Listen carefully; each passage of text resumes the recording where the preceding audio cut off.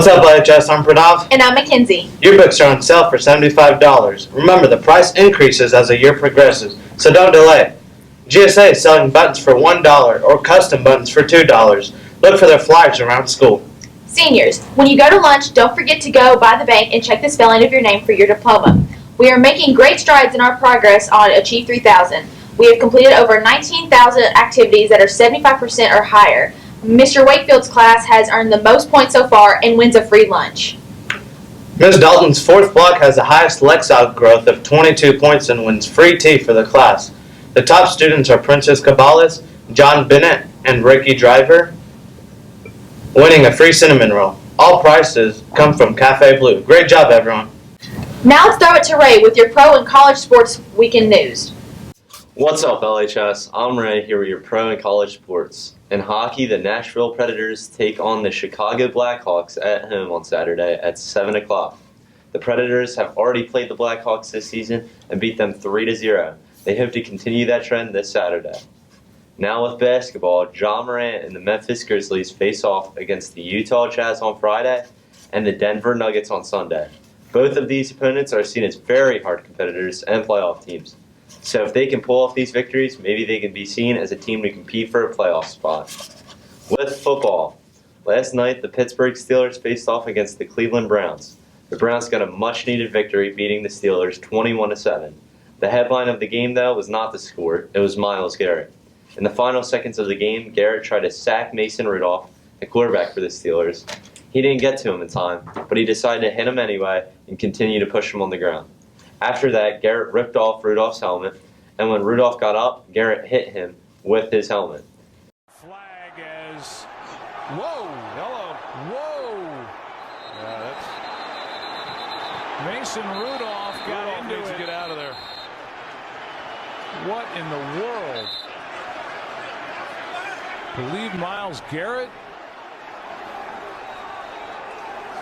They'll be swinging a helmet? Yeah, there'll be some ejections coming out of this. There may be suspensions. That's right, suspensions.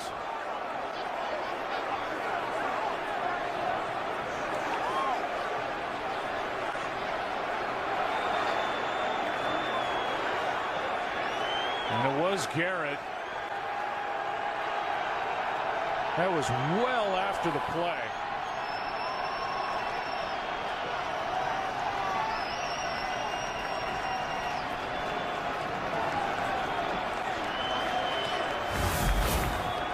And here it is.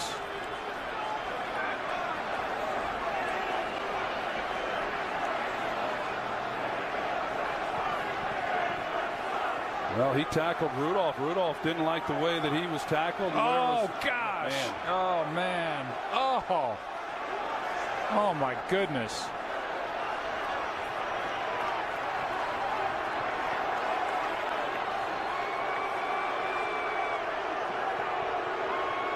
Rips the helmet off Rudolph's head and then eventually swings it and hits him in the head. And then Ogunjobi comes up and hits Rudolph from behind.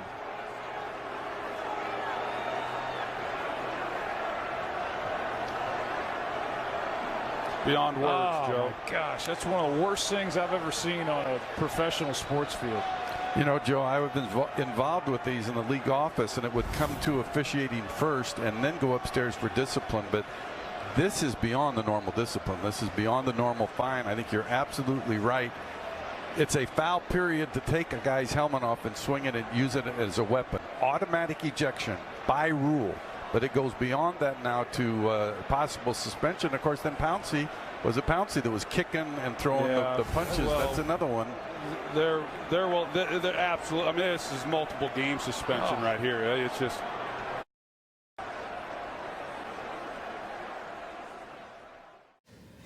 Garrett should be facing a decent amount of suspension time for this. Ryan Tannehill will get another start as he faces off against the Jaguars in a division game.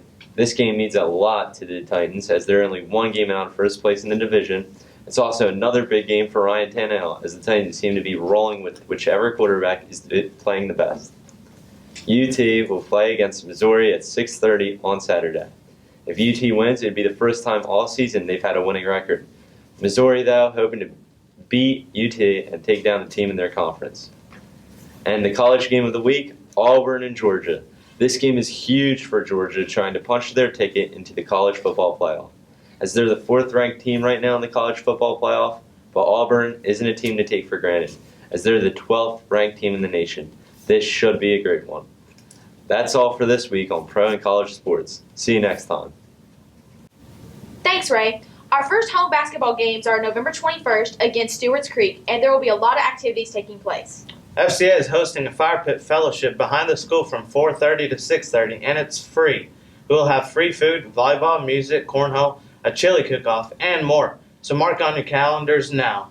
We are happy to say that our BDN broadcasting team is growing. In addition to having live streams of all home basketball games, we will also have student commentary. This year's broadcasting crew is cameraman Billy Joe Sabaski, commentators Ian Truck and Ray Ennis and Glenn Smith on sound. You can find us at our window in the gym. All of Mark McDearman's hard work paid off as he received a golf scholarship from Tennessee Tech. Mark has a regular season average of 70.5, was a runner-up at district tournament, runner-up at region tournament, 2 state tournament qualifier, and tied for 15th at state this year. Congrats, Mark. The baseball team store is open from now until November 25th. If you're interested in getting the same gear the players and coaches wear, go to bsnteamsports.com/shop/BDB2020 to order. Everything will be delivered to LHS before we are out for Christmas break. Our bowling team took on the rivals Mount Juliet yesterday at Pro Bowl West and rolled their way to another victory. November 24th, the LHS bowling team will be having a fundraiser in the back student parking lot. This fundraising event will be twofold. First, they'll be selling concessions during a car audio competition to raise money for their team expenses. And second, to collect toys for Tots. Last year, the toy donations were done by parents, youth, and teams at Pro Bowl West. 8 boxes were filled last year. The bowling team's goal is to fill 1 box per lane at Pro Bowl West. That's 16 boxes. A donation box has been set in the front office and will remain there till November 22nd. You can place your donation there in the office or come drop it off at the event on the 24th. Help us reach the goal this year and make a lot of kids Christmas joyful this year. The band is also having a fundraiser. The Zombie Fun Run and Fall Fest will take place this Sunday, November 17th. It'll still be fun for the entire family and takes place from 1 to 6. Fall Fest is from 1 to 4:30 and the run begins at 4:30. You can register online at LebanonBandTN.com. That's all the news we have today, LHS. I'm Makenzie. And I'm Pranav. And this has been the news to you from the White and Blue. Have a great day, LHS.